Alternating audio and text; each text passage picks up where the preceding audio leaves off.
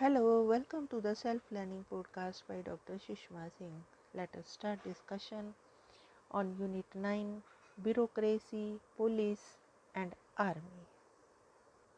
And our topic is Military in Democracy.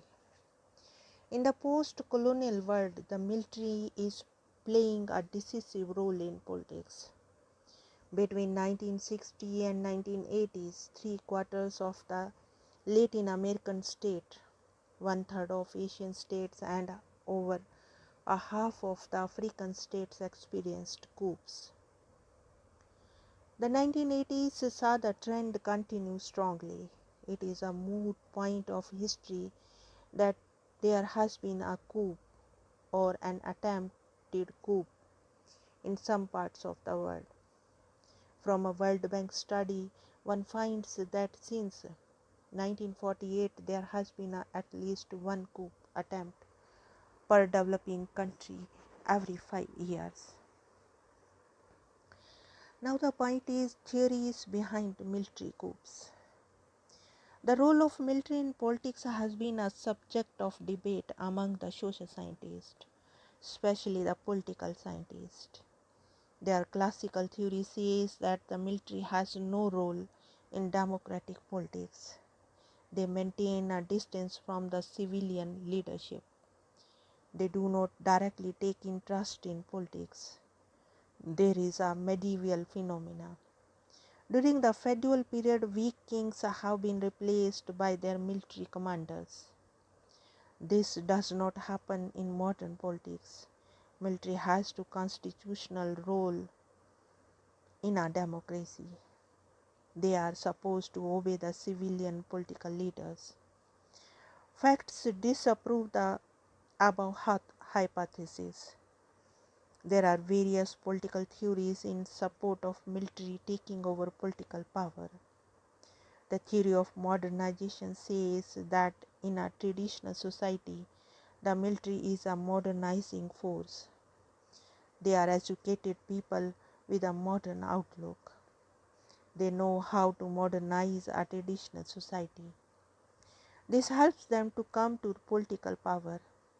Furthermore, they are organized people who have control over the weapons and military trained personnel. They got motivated to capture power against the civilian leaders.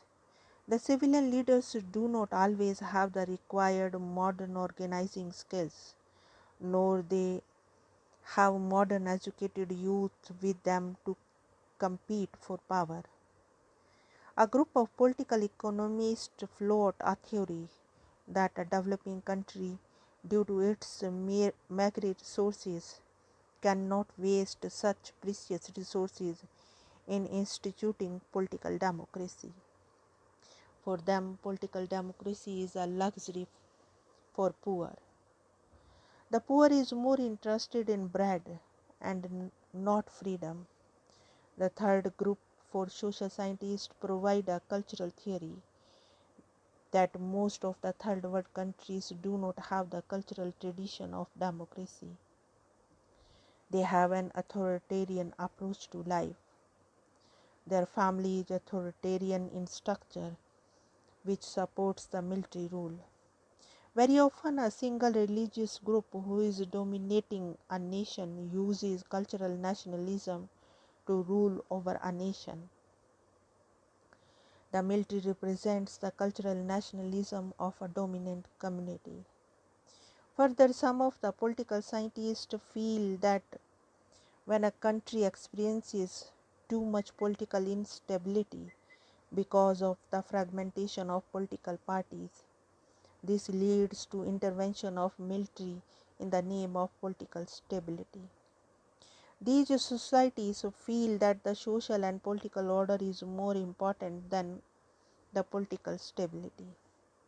Constitutional niches such as parliamentary procedures, popular consent, or political representation are ignored because elected assembly is dissolved soon after the takeover of power by the military. Elections get suspended and political parties gets banned. The next point is military in Indian politics. India, being a third world country, is having a stable political democracy.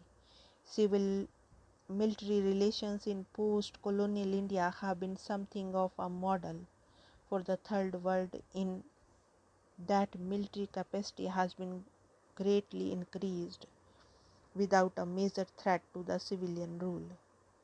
The 50 years of post-colonial history reveal considerable tension between the civil and the military authority, and policy debates during this period display a variety of conflicting views on the appropriate role for the military in Indian life. The next point is relations with political leaders. Civil military relations developed during the Nehru's prime ministership. He gave more priority to economic and human resource development of a society. He maintained Indian relationship with most of the foreign countries through an effective foreign policy strategy. His defense minister V.K. Krishna Menon was able to handle the affairs in a competent manner.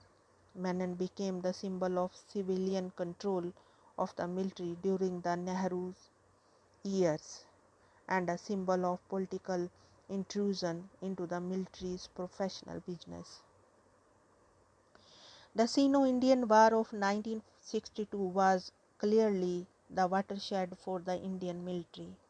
The Indian government has started the modernization of the Indian military, both in terms of the supply of arms and ammunition and training of the personnel. India has established its defense relation with both USA and Soviet Russia. Its military process came to the force at the time of the creation of Bangladesh, when Mrs. Gandhi was Prime Minister. The Indian military has played a decisive role in framing the defense policy. India has entered into the nuclear club as the sixth member with the testing of a nuclear device in 1974. India is pursuing its autonomous policy in nuclear development and has developed its own nuclear weapons. The next is military strength. The Indian Army is the fourth largest in the world after China, Russia, and US. The Air Force has acquired some of the sophisticated fighter planes.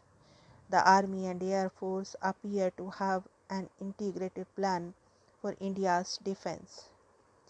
During 1980s and 1990s, the Indian Navy also tread the path of modernization along with its counterparts. The Indian Navy has got more than 100 ships, 150 aircrafts, and thousands of highly trained manpower. Indian defense budget has increased since 1971 and touched almost 3% of its GDP. India's strategic objectives and its inter-service ratio for defense expenditures have been relatively stable. Now the next point is the role of military in the decision-making process. India is a regional power in Asia and is aspiring to be permanent member in the UN Security Council. The heads of the Army, Air Force, and Navy has been playing an active role in formulating an effective defense policy. They are represented in the cabinet meeting by the defense minister. A concise policy draft is prepared by them with the help of the defense secretary, who is usually an IS officer. They are members of the National Security Council. The Indian military is rarely used in internal politics except at the time of a large-scale communal riots or ethnic conflict. They are not allowed to play an active role in the democratic politics. They are performing their constitutional role, which is strengthening the Indian democracy. Now sum up the unit. The coercive apparatus of the state is a part of the ancient Indian history. In the modern state, constitutional laws guide the action of each and every institution or organization for an effective functioning of the state. Police, civil service, military constitute the core of the coercive apparatus. In this unit, these three organs are studied in detail. In the contemporary era, the state is infested with many a problem, and a police force is faced with a number of challenges. Its relation with the legislature, executive, judiciary, and public are studied in detail. The civil service in India has a distinct record right from the pre-British era. Their work consists of assisting the political executive in policy formulation, program implementation, and administration, thus contributing actively to the policy making process. Nevertheless, reforms are overdue with regard to this administrative machinery. Military in the post-colonial world has been playing a decisive role. They have control over the weapons and military trained personnel. They are instrumental in forming an effective defense policy. The above three have been playing an important role in strengthening the Indian democracy. Now let us wind up the session, and we have come to the end of the unit. Thank you very much for engaging yourself with the self-learning podcast.